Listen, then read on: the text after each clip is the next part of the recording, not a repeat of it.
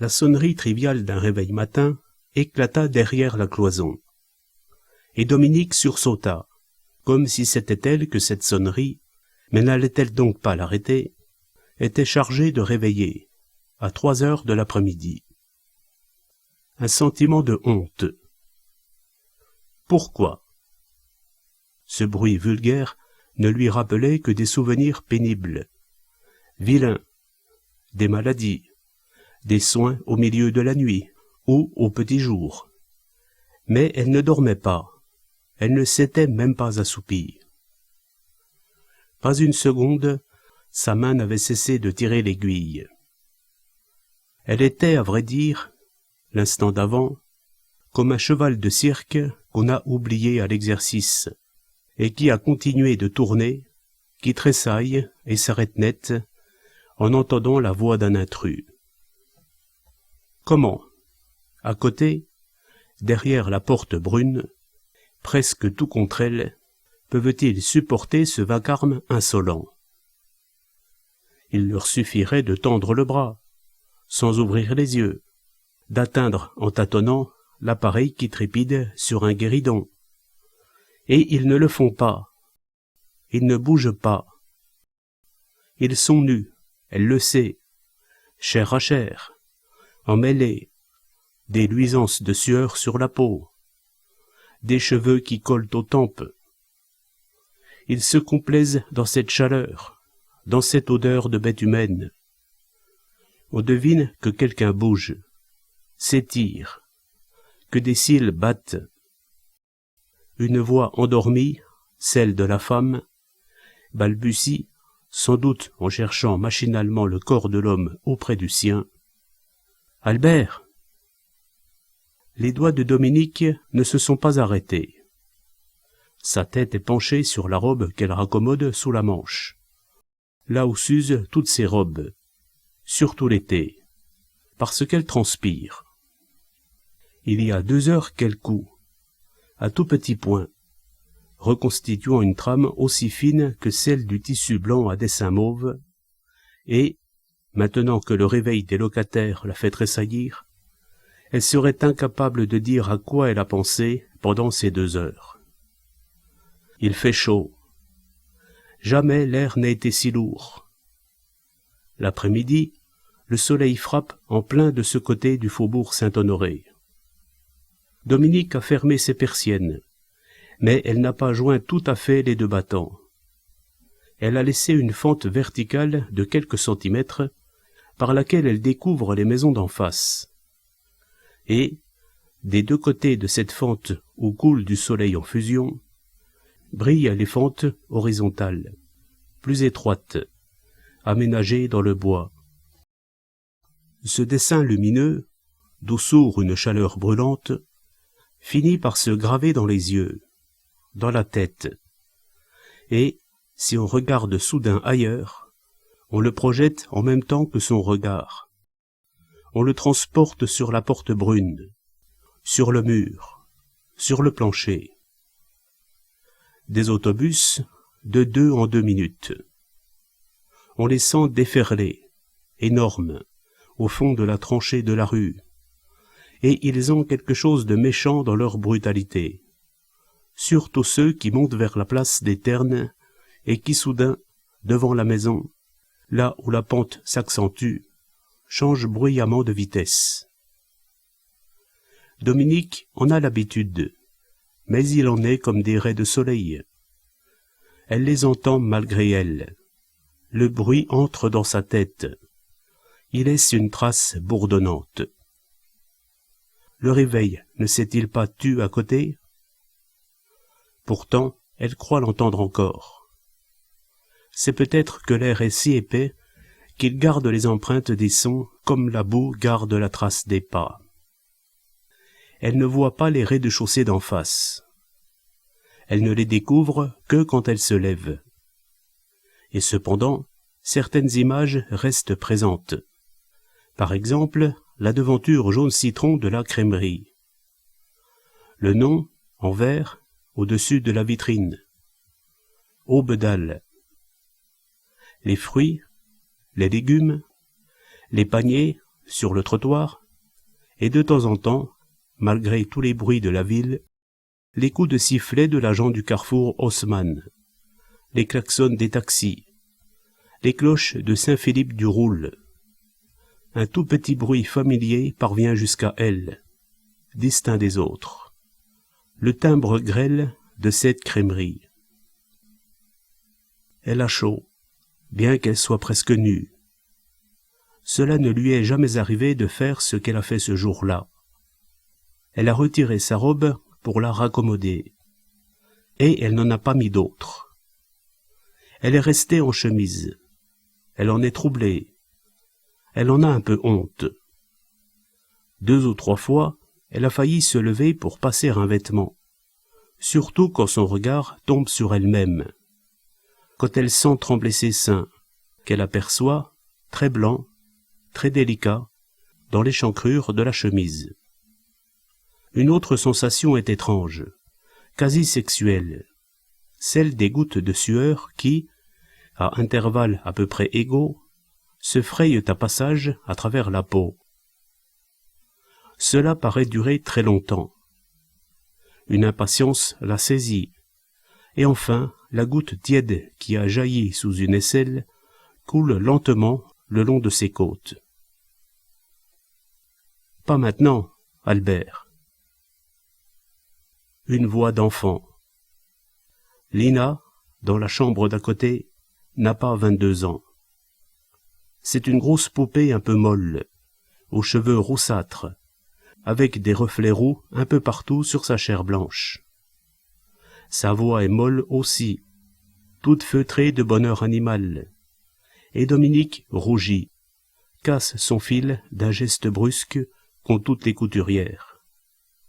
Elle voudrait ne plus entendre. Elle sait, elle ne se trompe pas. Un grincement annonce déjà le morceau du phonographe qu'ils jouent chaque fois qu'ils font ça. Et eux n'ont pas fermé les persiennes. Ils se croient à l'abri des regards, parce que le lit se trouve au fond de la chambre, là où le soleil n'arrive pas. Parce que, aussi, en ce mois d'août, la plupart des appartements d'en face sont vides. Mais Dominique, elle, n'ignore pas que la vieille Augustine, là-haut, dans une des mansardes, est allée regarder. À 3 heures de l'après-midi. Ils dorment n'importe quand. Ils vivent n'importe comment. Et la première chose qu'ils font quand ils rentrent, c'est de se dévêtir. Ils n'ont pas honte d'être nus. Ils en sont fiers. Et c'est Dominique qui n'ose plus traverser le salon commun. Le salon qu'elle ne leur a pas loué, mais qu'ils doivent traverser pour se rendre au petit endroit. 2 fois, elle y a rencontré Albert tout nu, une serviette négligemment nouée autour des reins. Ils jouent toujours le même morceau, un tango qu'ils ont dû entendre dans des circonstances mémorables. Et il y a pis, un détail qui rend leur présence plus palpable, au point qu'on croit voir leurs gestes. Quand le disque est fini, quand on n'entend plus que le grincement de l'aiguille, il y a comme une hésitation qui dure plus ou moins longtemps, un silence terrible, et c'est presque toujours la voix de Lina qui balbutie « Le disque ». Le phono est placé tout contre le lit. À travers les chuchotements et les rires, on voit les mouvements que fait l'homme pour l'atteindre. Il l'aime comme une bête. Il passe sa vie à l'aimer, et il le ferait devant tout le monde. Tout à l'heure, quand ils sortiront, ils éprouveront encore le besoin, dans la rue, de se serrer l'un contre l'autre. La robe est raccommodée. Elle fait encore plus pauvre ainsi, plus pauvre même d'avoir été si bien raccommodée, à si petits points. La trame du tissu est vide à force de lavage et de repassage. Cela fait combien maintenant? Le mauve, c'est à cause du demi-deuil. Donc, 1 an après la mort de son père. 4 étés qu'elle porte cette robe-là, qu'elle la lave le matin à 6 heures, pour qu'elle soit sèche et repassée au moment de faire son marché. Elle a levé la tête. La vieille Augustine est bien à son poste, accoudée à la fenêtre de sa mansarde, indignée, plongeant le regard dans la chambre d'à côté, et, maintenant que la voilà debout, Dominique est tenté un instant de faire 2 pas, de se pencher, de regarder par la serrure. Cela lui est arrivé. 3h10. Elle va remettre sa robe. Puis elle ravaudera les bas qui sont dans le panier d'osier brun. Un panier qui date de sa grand-mère, qui a toujours contenu des bas à ravauder, de sorte qu'on pourrait croire que ce sont toujours les mêmes, qu'on pourrait ravauder pendant la suite des siècles sans l'épuiser. Un reflet dans la grande glace rectangulaire de la garde-robe, et soudain Dominique, dont les narines se pincent, laisse glisser une bretelle de sa chemise, puis l'autre, comme sans le faire exprès. Son regard ardent se fixe, dans le miroir, sur l'image si blanche de ses seins. Si blanche. Avant, elle n'avait jamais eu l'idée de comparer. Elle n'avait jamais eu l'occasion non plus de regarder le corps nu d'une autre femme. À présent, elle a vu Lina qui est dorée, couverte d'un duvet invisible qui accroche la lumière. Mais Lina, à 22 ans, a des formes indécises, des épaules rondes marquées chacune d'une fossette. Elle est d'une seule coulée, sans taille, la ceinture aussi épaisse que les hanches. Ses seins sont volumineux, mais, quand elle est couchée, ils semblent s'écraser sur elle de tout leur poids. Avec une hésitation, comme si on pouvait la surprendre, Dominique a saisi dans ses mains ses petits seins bien droits, très pointus, qui sont restés les mêmes exactement que quand elle avait 16 ans. Sa peau est plus fine que celle des plus fines oranges, avec, dans certains creux, des luisances d'ivoire. Ailleurs, les furtifs reflets bleus des veines. Dans 3 mois, elle aura 40 ans. Elle sera vieille. Déjà, les gens doivent parler d'elle comme d'une vieille fille. Et pourtant elle sait, elle, qu'elle a le corps d'une enfant, qu'elle n'a pas changé, qu'elle est jeune et neuve des pieds à la tête et jusqu'au fond du cœur. L'espace d'une seconde, elle a étreint ses seins comme une chair étrangère. Elle a détourné son regard du visage qui lui est apparu, mince et blanc, plus mince que jadis, si bien que le nez paraît encore plus long, un peu de travers. 2 ou 3 millimètres qui ont peut-être changé tout son caractère, qui l'ont rendu timide, susceptible et morose. Ils ont remis le disque. Dans quelques instants, on entendra aller et venir. L'homme chantera. Il chante presque toujours après. Puis, il ouvrira bruyamment le cabinet de toilette, sa voix parviendra plus loin. On entend tout. Dominique ne voulait pas louer à un couple. Albert Caille était seul quand il s'est présenté. Un jeune homme maigre, aux yeux ardents, avec une telle sincérité sur le visage, en même temps qu'une telle fin de vie, qu'on ne pouvait rien lui refuser. Il a triché. Il ne lui a pas avoué qu'il était fiancé, qu'il se marierait bientôt. Quand il le lui a annoncé, il a pris cet air suppliant dont il connaît les effets. Vous verrez, ce sera exactement la même chose. Nous vivrons en garçons, ma femme et moi. Nous prendrons nos repas au restaurant. Dominique, tout à coup, est gênée de sa nudité, et elle remonte les bretelles. Sa tête disparaît un instant dans la robe.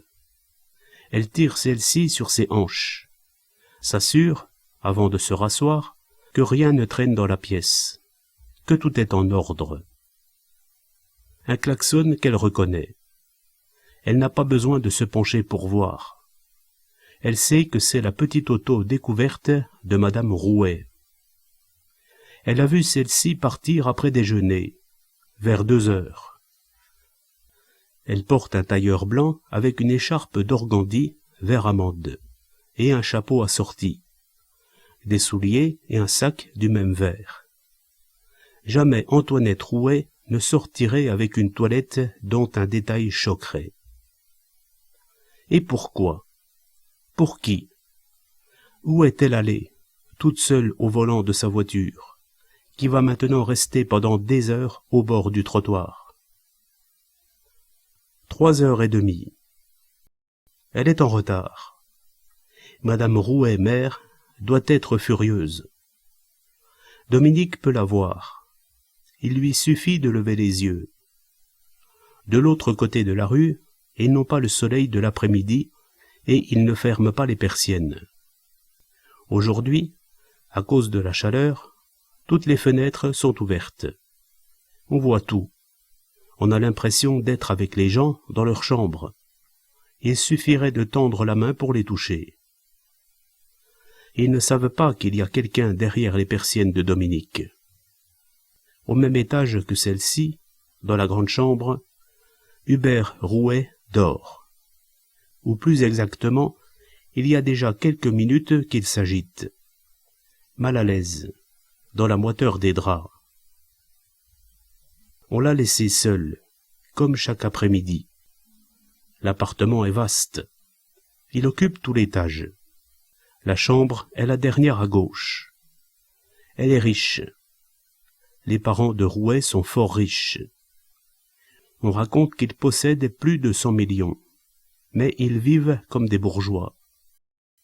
Il n'y a que la belle-fille, Antoinette, celle qui rentre en tailleur blanc au volant de son auto, à faire de la dépense. Dominique sait tout.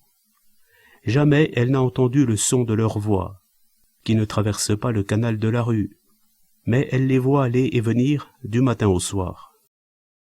Elle suit leurs gestes, le mouvement de leurs lèvres. C'est une longue histoire sans parole dont elle connaît les moindres épisodes. Quand Hubert Rouet s'est marié, son père et sa mère vivaient au même étage. Le second, et, à cette époque-là, Dominique avait encore son père.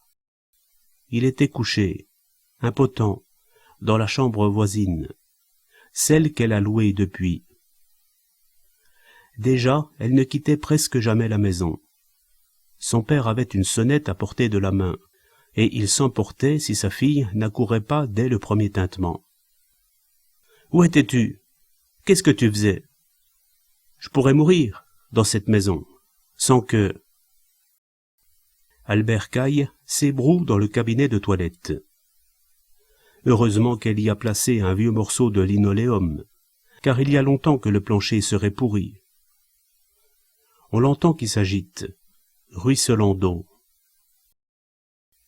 La mère Rouet est assise devant sa fenêtre, juste au-dessus de la tête de son fils. Car, au mariage de celui-ci, les parents Rouet leur ont cédé l'appartement et ont monté un étage. La maison leur appartient, et aussi une bonne partie de la rue. Parfois, la mère, qui a de mauvaises jambes, écoute. On la voit qui écoute, qui se demande si son fils n'appelle pas. Parfois aussi, elle saisit un bouton de sonnerie, qui communique avec la cuisine de l'étage au-dessous. Dominique ne peut voir cette cuisine, qui donne sur le derrière de la maison. Mais elle pourrait compter les secondes. Elle est sûre de voir bientôt la bonne du jeune ménage entrer chez la vieille. Elle devine.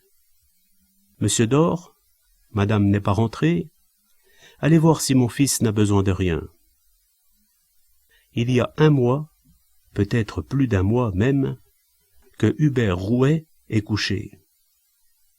Cela doit être grave, car le docteur vient le voir chaque matin, quelques minutes après 9 heures, en commençant sa tournée.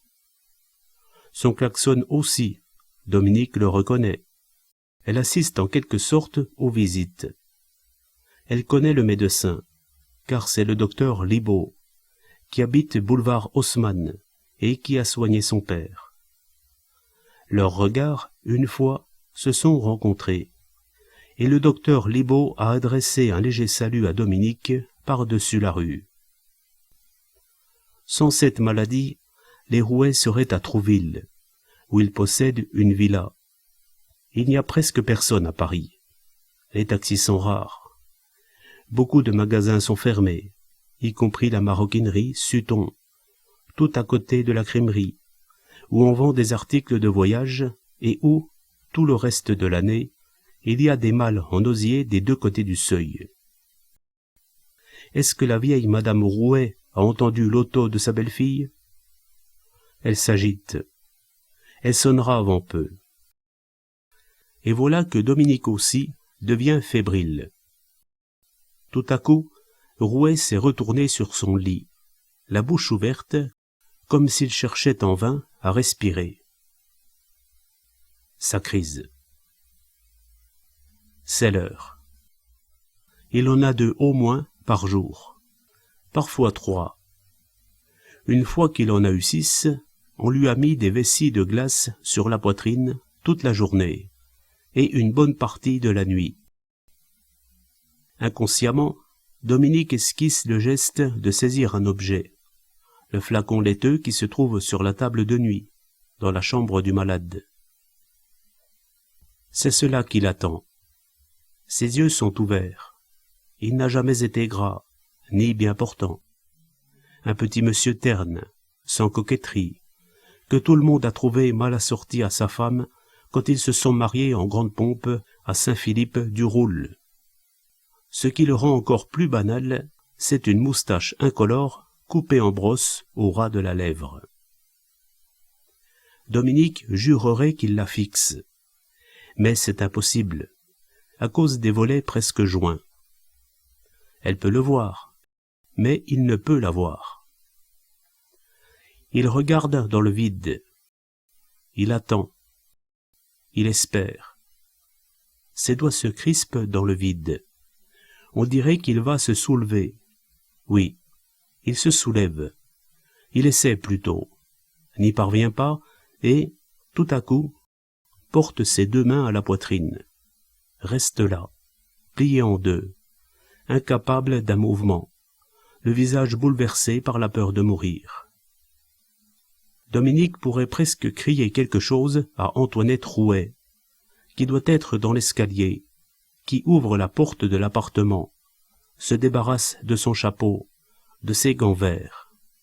« Dépêchez-vous, la crise !» Et une voix tout près d'elle, ignoble à force d'être familière, prononce « Passe-moi mes bas !» Si bien qu'elle ne peut s'empêcher d'imaginer, nue, gavée, au bord du lit, une Lina encore imprégnée d'une forte odeur d'homme. Le ciel est d'ardoise. Une ligne coupe la rue en 2, de biais. Mais, que ce soit du côté du soleil, c'est une même matière épaisse, visqueuse, qui emplit l'univers au point que les sons s'y enlisent et que le vacarme des autobus n'arrive à l'oreille que comme un lointain bourdonnement. Une porte claque, celle du cabinet de toilette, où Albert Caille a fini ses ablutions, et on l'entend aller et venir avec allégresse en sifflotant le tango que jouait tout à l'heure le phonographe. Antoinette est là.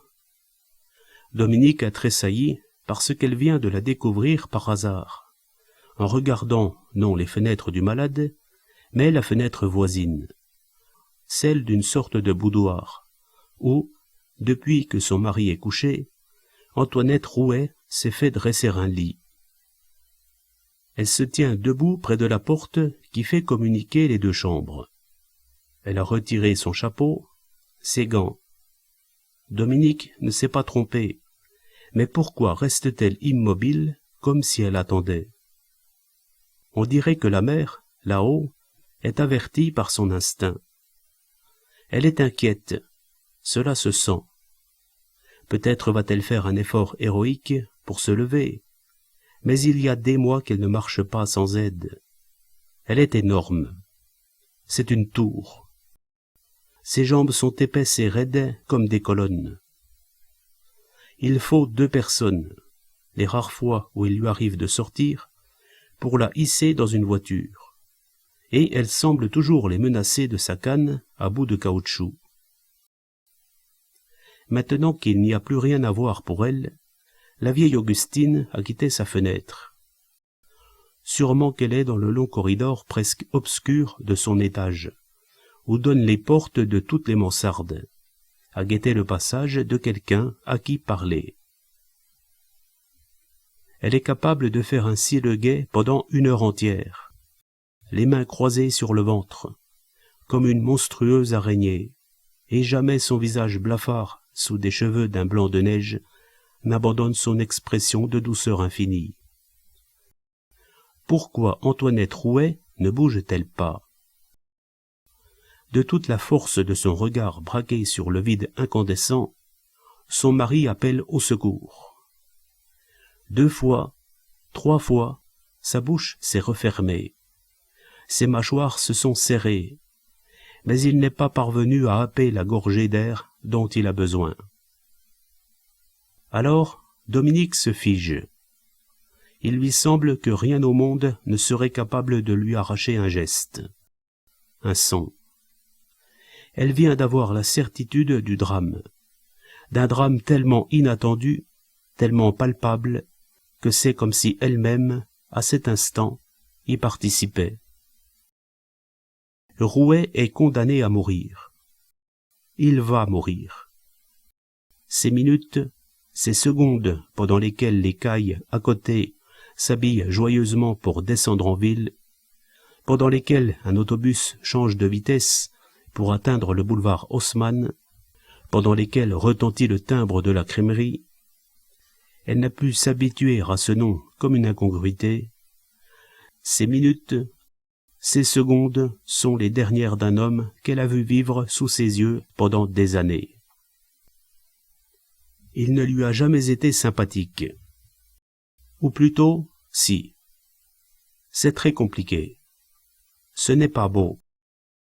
Elle lui en a d'abord voulu de se laisser dominer par sa femme, par cette Antoinette, qui a soudain bouleversé la maison par sa vitalité, par son exubérance vulgaire. Antoinette pouvait tout se permettre. Il la suivait comme un mouton. Il en a d'ailleurs un peu la tête. Heureusement que la vieille, là-haut, est intervenue. Elle sonnait. « Priez madame de monter !» Et elle parlait, la vieille. Elle parlait sur un autre ton que son mouton de fils. Du rose, du rouge, coloraient les joues de la bru, qui, de retour chez elle, se soulageait d'un geste rageur. « On te dresse, ma fille. » Alors, le mouton n'a plus été tout à fait mouton aux yeux de Dominique. Oh, il ne disait rien, lui. Il ne se fâchait jamais. Sortait-elle tout le jour? Revenait-elle avec sa voiture pleine de paquets coûteux? Arborait-elle des toilettes tapageuses? Il ne protestait pas. Mais Dominique avait compris qu'il lui suffisait, comme certains enfants qui ne se vengent jamais eux-mêmes, de monter chez sa mère. Et là, il racontait, d'une voix égale, en baissant la tête. Il devait mesurer ses termes. Peut-être feignait-il de la défendre. « Priez madame de monter. » Maintenant, à l'instant même, Antoinette est en train de le tuer. Dominique vit la scène. Elle y participe. Elle participe. Elle sait. Elle sait tout. Elle est à la fois sur le lit avec le moribond et elle est Antoinette. Antoinette qui, toute chaude encore de la vie du dehors, a poussé la porte de l'appartement, qui a senti tomber soudain sur ses épaules le froid de la maison, le silence, les odeurs familières. L'appartement des Rouet doit sentir le fade, avec des relents de médicaments.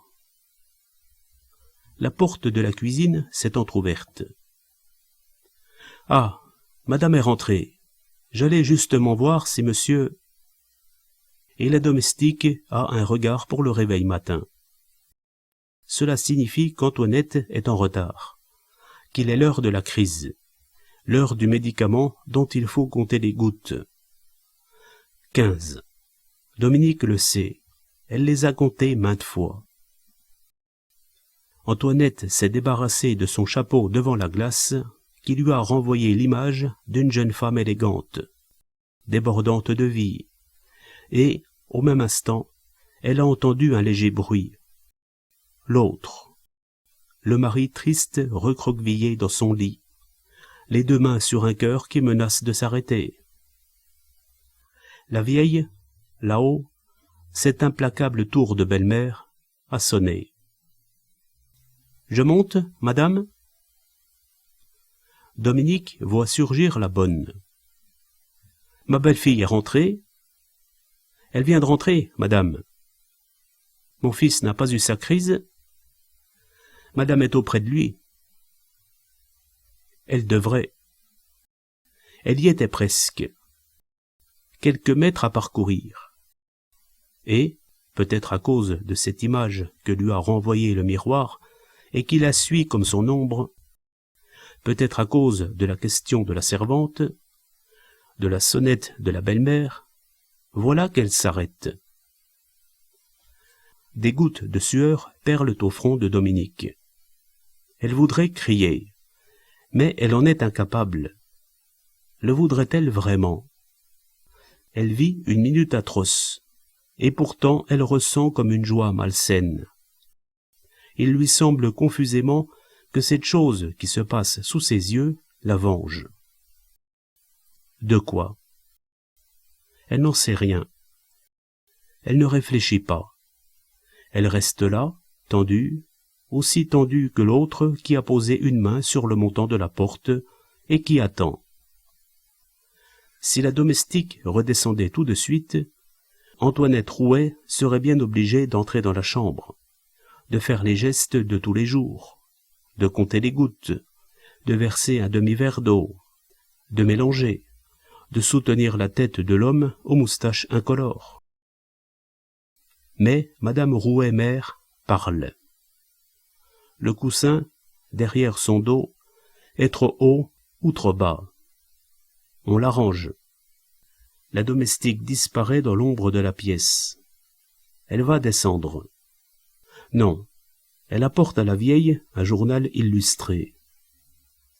Rouet n'en finit pas de mourir, et même voilà qu'il se dresse. Dieu sait où il a puisé cette énergie. Peut-être a-t-il entendu un léger bruit de l'autre côté de la porte, car il regarde vers celle-ci. Sa bouche s'ouvre. Dominique jurerait que des larmes envahissent ses yeux. Il s'arc-boute et reste ainsi, immobile. Il est mort. Il est impossible qu'il ne soit pas mort. Et cependant, il ne retombe pas tout de suite, mais dans un lent fléchissement des muscles. Sa mère, juste au-dessus de lui, n'a rien deviné. Elle est occupée à montrer à la domestique une page de son magazine. Qui sait? Une recette de cuisine, peut-être. Les Caille traversent le salon. Ils vont comme à leur habitude, refermer la porte bruyamment. Un jour, ils la feront sortir de ses gonds. Toute la maison en frémit. De l'autre côté de la rue, une Antoinette absolument calme redresse lentement la tête, secoue un peu ses cheveux bruns, s'avance d'un pas. À ce moment, Dominique aperçoit sous son bras un demi-cercle de sueur. Elle sent davantage sa propre sueur. Les vêtements leur collent à la peau, à toutes deux. On croirait que la femme n'a pas regardé le lit, qu'elle sait, qu'elle n'a pas besoin de confirmation. Par contre, elle aperçoit la fiole blanche sur la table de nuit, la saisit, regarde autour d'elle avec une subite inquiétude. La cheminée, en face de lui, est de marbre couleur chocolat. Au milieu, il y a un bronze qui représente une femme couchée, appuyée sur un coude. Et, des deux côtés du bronze, deux pots de plantes vertes à feuilles finement découpées. Des plantes que Dominique n'a vues nulle part ailleurs. On marche au-dessus de la tête d'Antoinette. La domestique va redescendre. Le médicament est débouché. Les gouttes sont lentes à tomber. Antoinette secoue le flacon, et le liquide tombe sur la terre verdâtre d'un des pots qu'il absorbe aussitôt. C'est fini. Dominique voudrait bien s'asseoir, mais elle veut tout voir. Elle est stupéfaite par la simplicité de ce qui s'est passé, par le naturel avec lequel la femme, de l'autre côté de la rue, verse une dernière goutte de médicament dans le verre, une autre goutte d'eau, puis se dirige vers la porte. On sent, on entend presque qu'elle appelle. « Cécile! Cécile !» Personne. Elle marche, elle disparaît. Quand elle revient, la servante l'accompagne. Elle a trouvé un mouchoir en chemin et elle le mordille, le passe sur ses yeux. « Montez prévenir ma belle-mère. » Est-il possible que ses jambes ne tremblent pas comme celles de Dominique? Pendant que Cécile se précipite dans l'escalier, elle se tient à distance du lit. Elle ne regarde pas de ce côté. Son regard erre par la fenêtre, paraît s'accrocher un instant aux persiennes, derrière lesquelles Dominique est à l'affût. Leurs regards se sont-ils rencontrés? C'est impossible à savoir. C'est une question qui angoissera souvent Dominique. La tête lui tourne. Elle voudrait ne plus rien voir, fermer hermétiquement les volets. Mais elle ne peut pas. Elle pense soudain que, quelques minutes plus tôt, elle regardait ses seins nus dans la glace. Et elle a honte. Elle est prise de remords. Il lui semble que cet acte, à ce moment, devient plus particulièrement honteux. Elle pense aussi, Dieu sait pourquoi, qu'Antoinette n'a même pas 30 ans. Or, elle, qui en aura bientôt 40, se sent souvent une petite fille. Jamais elle n'a pu se persuader qu'elle est une grande personne, comme étaient son père et sa mère quand elle était petite. Et voilà que maintenant, une femme beaucoup plus jeune qu'elle se comporte sous ses yeux avec une simplicité désarmante. Tandis qu'arrive la belle-mère, aidée et soutenue par Cécile et une femme de chambre, Antoinette pleure, se mouche, explique, désigne le verre, affirme sans doute que la crise a été la plus forte, que la drogue n'a pas agi. Le ciel, au-dessus de la maison, reste d'une menaçante couleur d'ardoise surchauffée. Des gens vont et viennent sur le trottoir comme des fourmis dans l'étroit sillon que la colonne a creusé dans la poussière. Des moteurs tournent, des autobus s'essoufflent. Des milliers, des dizaines de milliers de gens s'ébattent dans l'eau bleue des bords de mer. Des milliers de femmes brodent ou tricotent sous des tentes rayées de rouge et de jaune plantées dans le sable chaud. En face, on téléphone. Monsieur Rouet, le père, n'est pas là. Il n'est jamais là. On dirait qu'il a en horreur sa maison, où on ne le voit qu'au moment des repas. Il sort, il rentre avec la ponctualité d'un homme tenu d'arriver à l'heure à son bureau. Et pourtant, il y a des années qu'il a revendu son affaire. Sûrement que le docteur Libaud n'est pas chez lui. Dominique le sait. Il lui est arrivé, pour son père, de téléphoner à la même heure. Les femmes sont désorientées. On dirait qu'elles ont peur, devant cet homme qui est pourtant bien mort. et Dominique est à peine surprise de voir Cécile franchir le portail, entrer dans la crèmerie, en ressortir avec Monsieur Audebal, en tablier blanc, qui la suit dans la maison. Dominique est à bout. La tête lui tourne. Il y a longtemps qu'elle a pris son maigre déjeuner, et pourtant son estomac est barbouillé. Il lui semble qu'elle va rendre. Elle hésite un instant à traverser le salon dans la crainte de rencontrer l'un des cailles à moitié nus, et se souvient enfin qu'ils sont sortis.